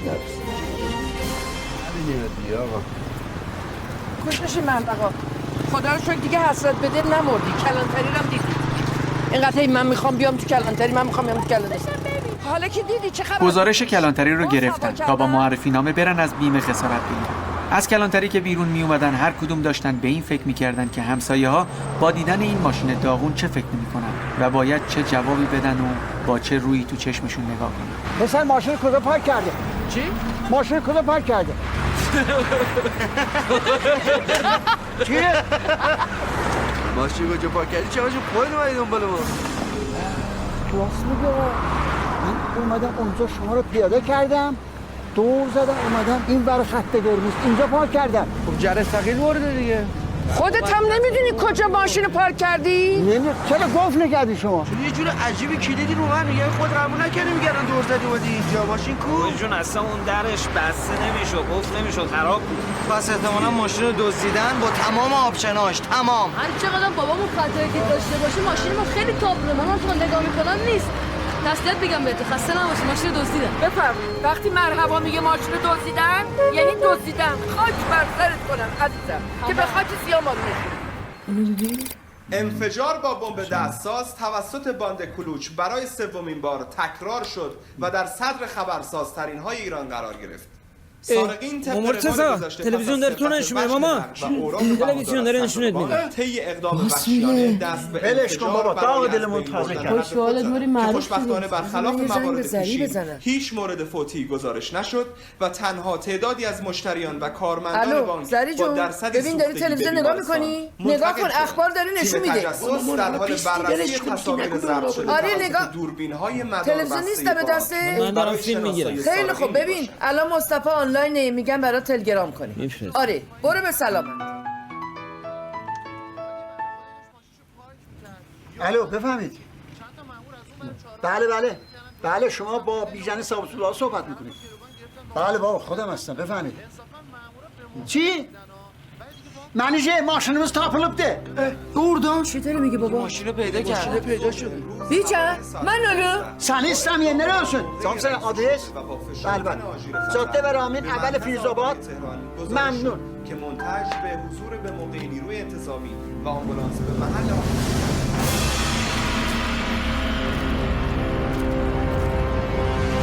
خودشونو با هزار امید و آرزو به سرعت به ماشین رسوندن. تصور هر چیزی رو داشتن جز این تصویر. باورشون نمیشد ماشین 0 کیلومتری که صبح از نمایندگی تحویل گرفتن آخر شب به این روز افتاده باشه.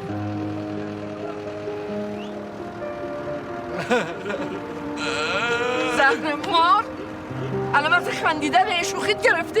بابا شاید باورت نشی ولی کاپونیور دو شاخبری کتی دراشه نتونستم ببرن. هنه ماشینمون رخ داره خدایی. تو درد گرفته داری چیکار میکنی؟ فیلم داری میگیری؟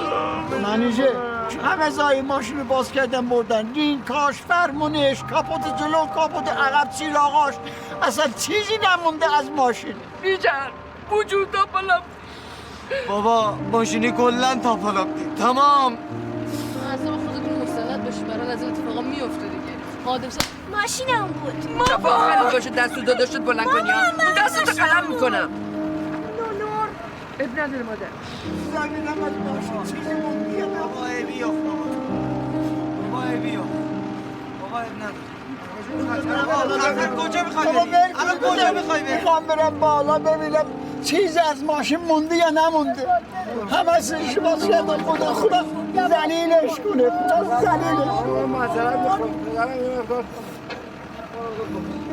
آقا شو احتیاط کن.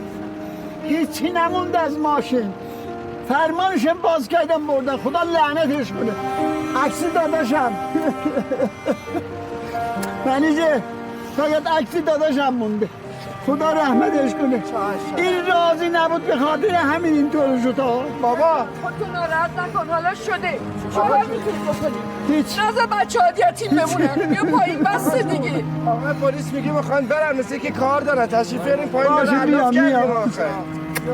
منیجه فقط کرداشم نحسی قالم. این ست قال میره. اب نداره بابا ای بیا پایین. بیا رو کوله من. آبروشون تو محل رفته بود. انگشت نما شده بودن. به خاطر همین یک هفته از خونه بیرون نیامدن.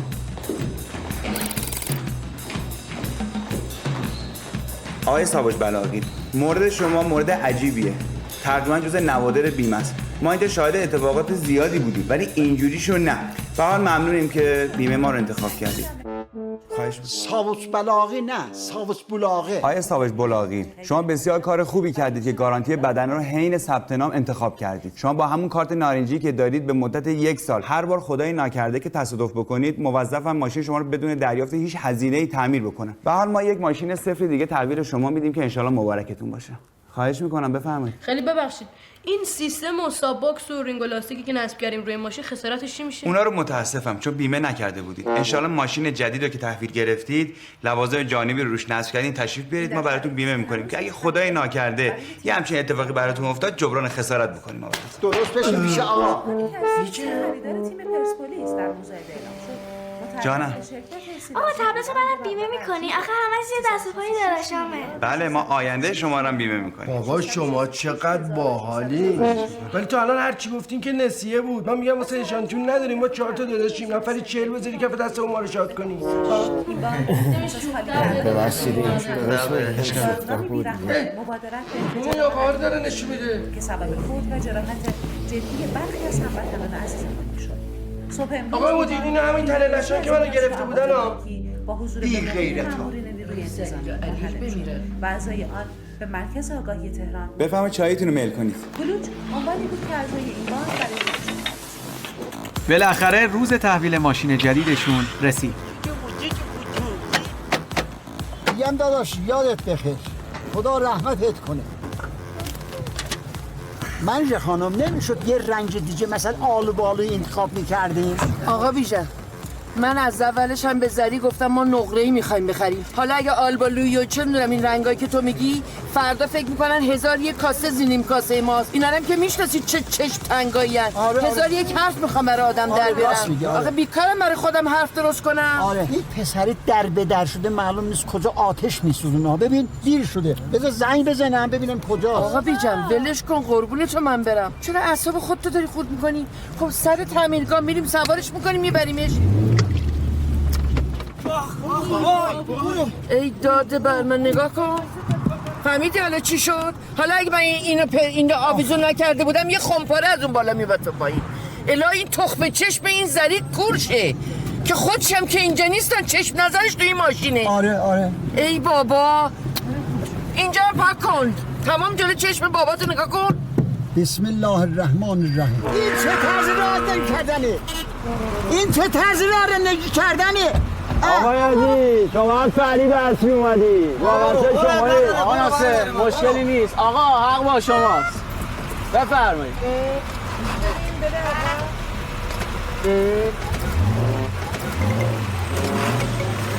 بپن بالا.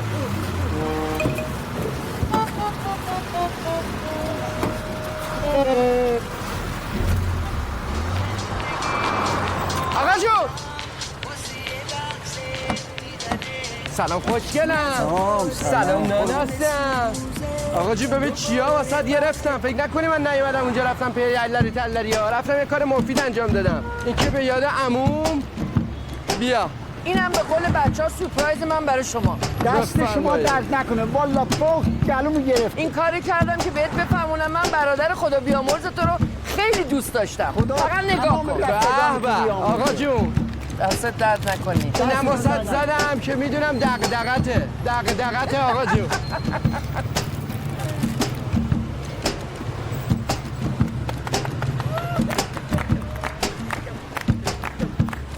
خانواده ساوج بلاغی به محل رسیدن بدون اینکه هیچ آسیبی به ماشین برسه. همسایه‌ها باورشون شد که اونا واقعاً ماشین صفر خریدن. همه اهالی محل اومدن جلو بهشون تبریک گفتن و آرزو کردن چرخش براشون بچرخه.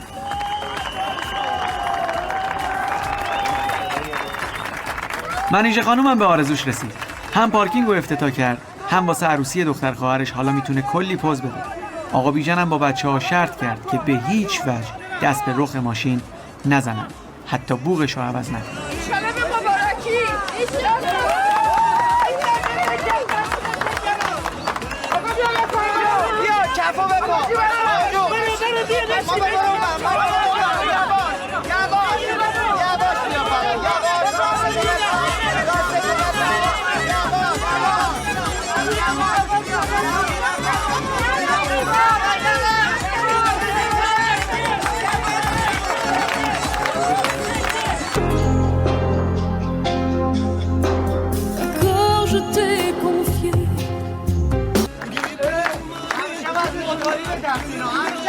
Tous mes sourires, tous mes secrets,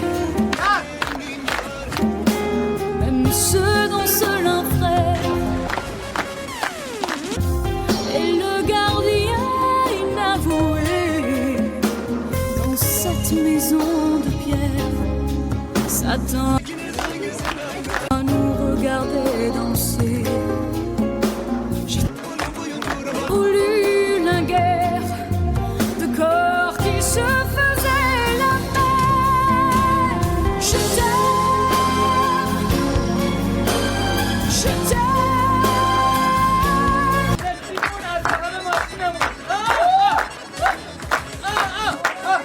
De cinéma, je t'aime, je t'aime comme un loup. اوکی اینجا کفایت. صحبت کنیم خدمه هشتن؟ نه ولی میلاد. ولی میلاد چی؟ هیچی داداشا من میلاد ولی. آها مخلصم. خوب کردی تشریف آوردی. چرا نگفتیم بابا؟ گلوتون رو بفرمایید مزین بفرمایید. نیازی نیست برادر تو دورم. خب خدا مریمه. خوب کردی تشریف آوردی. خواهش میکنم من اومدم که ماشینتون رو حضورم ببینم و بهتون تبریک بگم. خیلی من واقعا اصلا نمیفهمم اصلا یعنی باورم نمیشه شما تشریف آوردی. فهم الان یه مقدار برادر هستن ماشاءالله اندوری از ماسلم هستن من. داداشا ماشین. نه حالا تو ماشینم لازم نکردم اون ورترم وایسین. ببخشید البته. باشه وای میستم دیگه بریم برادر. خب خیلی لطف کردین تشریف آوردی واقعا. فقط یه اشکال نره موهاتون یه مقدار محلمون چون فضولن اگه بکنید تو ممنونتون. میخواین درش بیارم؟ نه اون که من اسیرشم. فقط موها رو گفتم اگه بکنید تو چون محلمون یه مقدار فضولن. بله دست شما در نکنه. بله مرسی. فقط می‌خواستم ببینم برای اون امر خیر رو کی تشریف بیاریم. شما اصلا جدی هستین؟ من خوشتون اومده؟ جدی هستم میگم خدمتتون. فقط چی من خوشتون اومده؟ حالا موهات قشنگه فقط پررو نشیا. در ضمن بابت اون قضیه من واقعا مدیونتونم. لطفی که در حق من کردین هیچ وقت فراموشم بابا نمیشه. اختیار دارین. وظیفه بوده. خوب شد که اون اتفاق افتاد من با شما آشنا شدم. باشه دیگه. پس من دیگه دعوتتون نمی‌کنم که آخ بکنم من مامانم زنگ زد. بازم تبریک میگم ماشین نوتون. ان شاءالله چرخش براتون بچرخه. بابا چیزی نیست یه ماشین پیزوریه دیگه. به من SMS بده. چشم. خدا.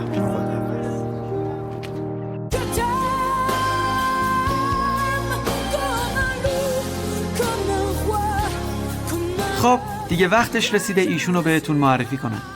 این لعبته، لعبت الملوک هوشمند. قرار عروس خانواده ساوج بلاغی بشه انشالله. حتما براتون سواله که ایشون کی هستن و چه کارن. از وقتی مرتضی با لعبت آشنا شده هر دختری رو هر جا که میبینه چهره دلفریب لعبت میاد جلو چشماش. لعبت عاشق کلیپسه. لعبت تیپای جلف میزنه. مثل لعبت نباشید. تو قسمت‌های بعدی با لعبت خانم بیشتر آشنا میشیم. اینکه خانواده‌اش کیه و چجوری با مرتضی آشنا شدن. چون این داستان همچنان ادامه داره. این بود داستان خانواده ساوج بلاغی و ماشین قشنگشون.